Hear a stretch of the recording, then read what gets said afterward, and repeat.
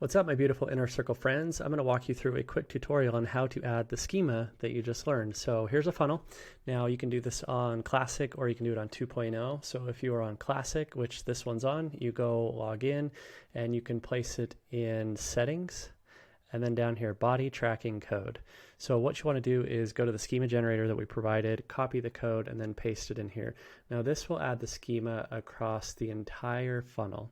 If you have different products across different funnels, or maybe different products across different steps in the funnel, so maybe like on your home page you have a book, and then on the upsell page you have product XYZ, and it's not a book, then you can do a product schema on that one, a book schema on the first step of the funnel and a product schema on the second part of the funnel. So this section is for the same schema site-wide.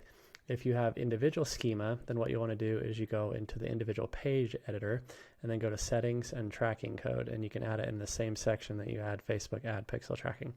That will allow you to add a separate schema set of code per each individual page, but the majority of you can probably just use a single schema across the whole thing in the body tracking code.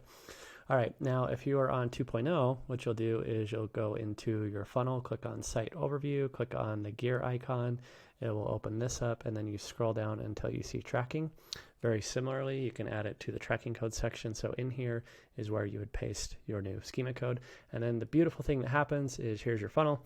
And then when you run it against a validation tool, so what you want to do is you'll use validator.schema.org. When your funnel has got your schema added to it, copy the URL, paste it, and then on the left it's scanning this code, so you can ignore that. But on the right is what you're looking for. You should see some type of schema in here. So I've added video schema and book schema on this funnel. And then if you expand either of these, then it'll tell you. So here's the book, here's the title, here's the description, the author, the ISBN number, all these things that you get from the schema code generator just by pasting that in. Thanks.